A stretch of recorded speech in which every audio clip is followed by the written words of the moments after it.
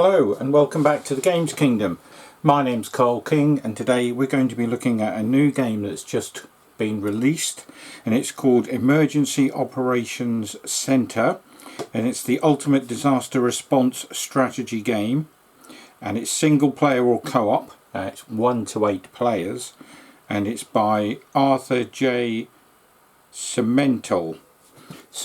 And this game is being released into sort of retail currently. It's been designed to help emergency response people and organisations train for disasters within their sort of field and scope of expertise. So for example, you've got your fire, your police, your response teams from sort of medicals and other areas who will sort of be given this game, asked to sort of play out different disasters or potential disasters that could happen within their sort of regions.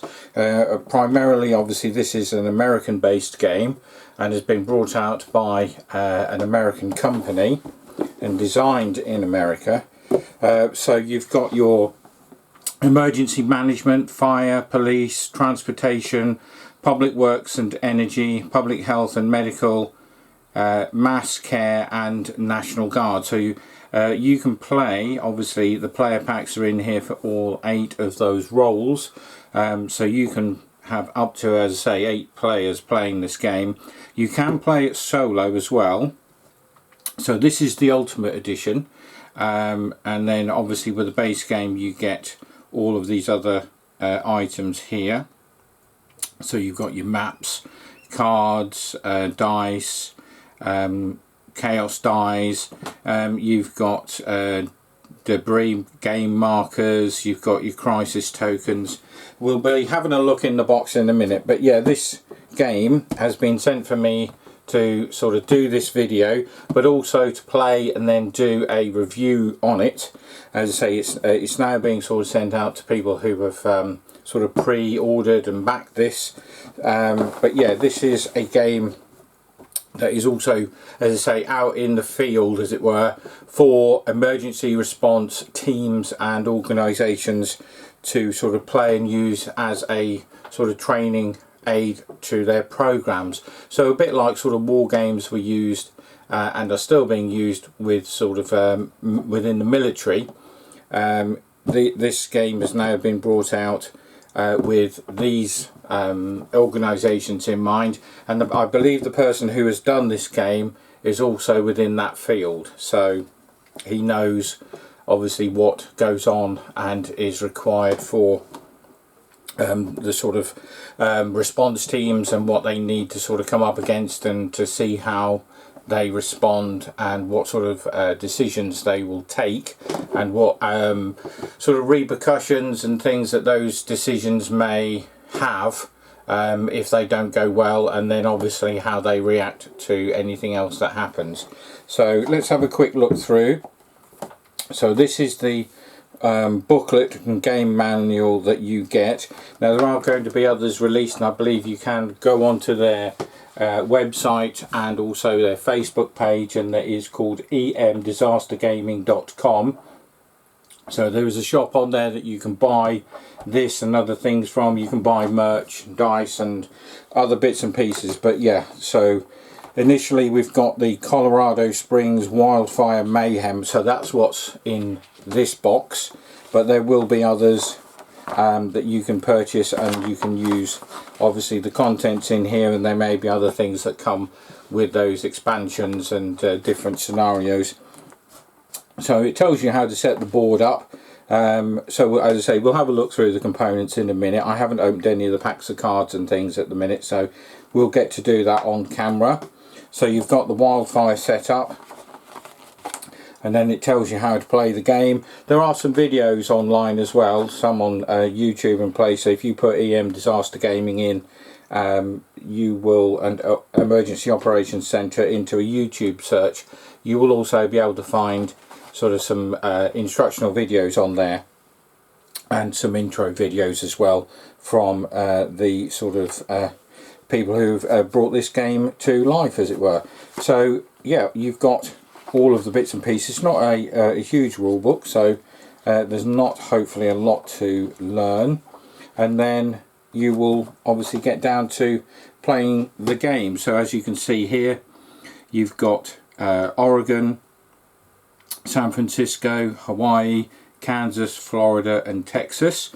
Obviously we've just seen the horrific floods in Texas, and yeah, it is sort of ironic in a way that the picture for Texas shows obviously a massive flood sort of happening. So I don't know how prevalent those things are out there, but obviously, you know, with that happening recently, these sorts of things, you know, just bring those sort of disasters to life and home to people, and obviously, you know, the training that goes into these emergency services and the way that they put themselves on the line and their lives on the line to save people is, you know, is beyond heroic. So yeah, they all do a fantastic job, and if these sorts of things can help sort of train them and help them prepare even a little bit for some of those situations, then obviously these sorts of things are an invaluable sort of teaching aid. So yeah, we've got, obviously, as I say, I haven't taken anything out of, haven't punched anything, haven't taken anything out of bags and bits and pieces. So there's lots of different tokens in here. I don't know what any or all of them do at the minute, but we've got quite a lot of punch boards here, as you can see, and all of these will be for different things. So on here you've got National Guard, you've got the emergency management, search and rescue, we've got public safety, we have public works and energy. So as you can see, there's lots and lots of these things here, and you'll be able to play different roles within the game. You know, you've got your fire, you've got your transport, you've got police, mass feeding units, you know, your police units. So all of these things will obviously need punching out at some point. The map is a hexagon based map, which, as I say, we'll have a look at shortly. So you've got some hex counters there. We'll just move these cards out of the way, and we will, as I say, we will have a look in some of those. So again, more tokens. So this is a huge token heavy game. So again, punch board, a punch board here. So it's going to take quite a bit of packing in bags and things. It looks like there's only these 2 bags, so I'm going to need some more from my own stock. And then the map is a good old-fashioned from years ago when we used to get board games. A lot of board games didn't have a board, so we have a paper map, and here we have the map of Colorado Springs area. So I did say that this was a American based game, so we have a nice map here. Whether you could sort of get somebody maybe to put this onto a neoprene mat or something. I think for maybe for an Ultimate Edition, I think a board would have been better, but you know, obviously all comes down to costs and things. So but yeah, a paper map is fine, but it is quite thin, and I'm just wondering about, with sort of the amount of use that, you know, some games get these days, I'm not sure that that's going to be an ideal thing. So it might be that at some point it gets transferred over to a piece of card or a board. But yeah, I think if this was going to go, you know, longevity wise, I would have used a board rather than a paper map, because, you know, there's nothing printed on the back. It is fairly, as you can see, it is fairly thin, and you can see obviously some of the designs and symbols through it.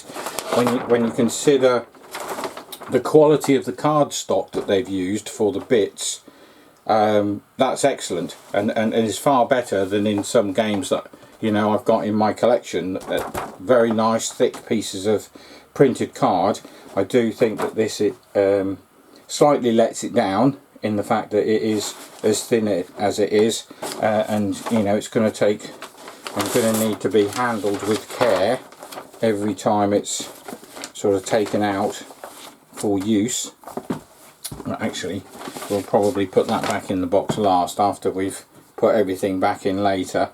So we've got some dice, and then obviously we've got this disaster dice. We have some tokens. I think some of these are fire tokens, so they're just sort of nice little sort of plastic crystals. So again, very nice. Let's see what sort of quality the card stock is. So as I say, as you can see here, I'm opening these for the first time on camera, so we'll see what these are like for quality.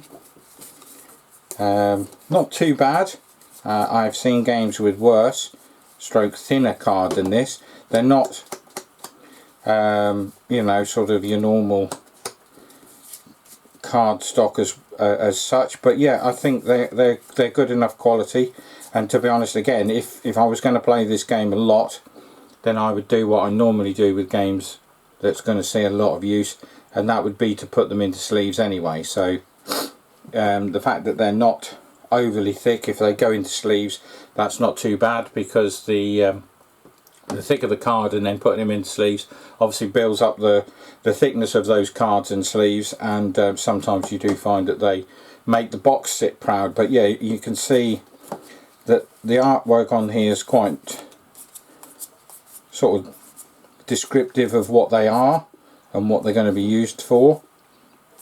It looks like it's been produced by AI, so not a huge fan of AI, to be honest. I do think that it's a tool that's great in certain areas, but potentially for things like this, it does take away from people's jobs. But again, you know, it could be a cost thing, because it does obviously cost less if you're telling a computer to produce images than getting somebody to sit there and draw them, or as in things like Earth. If you've played Earth, every one of the cards in that is an actual photograph rather than a picture or drawing.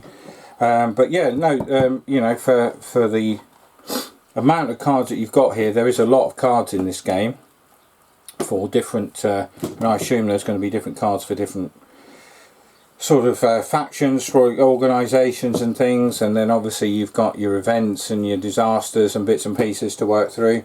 So yeah, I mean, for use in the game, I think they're more than adequate. As I say, I think certainly the best sort of components in the game are these sort of card components, and you can see there, you know, hopefully that they are quite chunky pieces of card that's been used. So as I say, I would have used this sort of board thickness and potentially made the game board on there, and that, if I was being overly critical, that's the one thing that I would have changed from just seeing this, because these, as I say, these are excellent quality from the get-go for all of these. You know, there's a lot of these, so that, you know, this has been they haven't cut costs with the tokens and things in the game, but as I say, I do think this paper map probably deserved to be on a board, or maybe even the possibility of having it on a neoprene mat, but that would have been very expensive because it is quite a large board, as we showed you there. So, you know, it's got sort of like 6 fold out of these size of pages, and then a bit on the edge for where cards and bits and pieces of information sit as well. So I'll be interested to get this to the table, see how it plays. I'm going to watch some of the videos before I get it to the table, just to sort of get my head around, and also reading the rules whilst I'm doing that. I tend to try and watch instructional videos that have been made, hopefully by either the makers of the game, or they've employed or got somebody to do that as part of a sort of introductory program, or part of a Kickstarter or GameFound campaign. But we'll have a look and see how that sort of pans out, and then we'll get it to the table and see how that goes, and then I'll do a written review for the 2 sites that I write for. But this is just a sort of quick unboxing video for this new game, and as I say, on the whole, looks very interesting. Looks as though it could be quite a sort of as I say, interesting, informative, you know, educational game, for want of a better word, and will give you some idea of the sort of decisions and things that these emergency teams and leaders and people on the ground have to make literally in a second. You know, playing the game is one thing. You can sit there and you can take your time and discuss and look at the cards in your hand and all those sorts of things. The guys and ladies on the ground don't have that luxury. They have to make these decisions literally on the fly and literally in a split second to hopefully save lives and sort of quell a situation or stop a situation from escalating out of full control. And as you know, these wildfires, which this one is about, and obviously as I showed you earlier, the Texas flooding and things, you know, it just brings this sort of stuff to light and for everybody.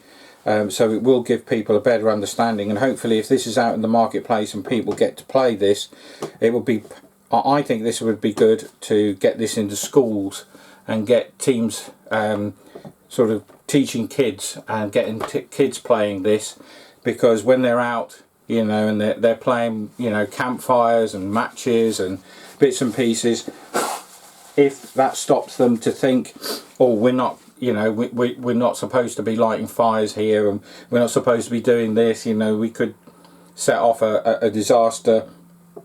Anything that stops them from doing that and makes them think a bit more.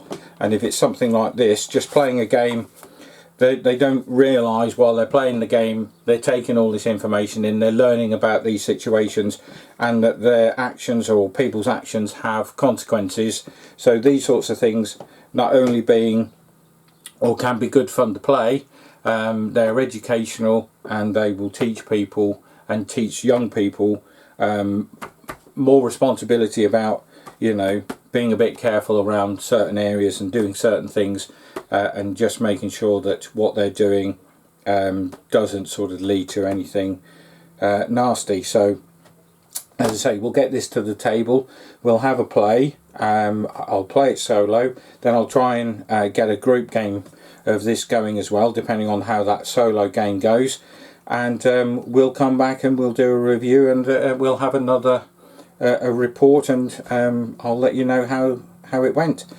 So until we do another one of these, it's bye for now.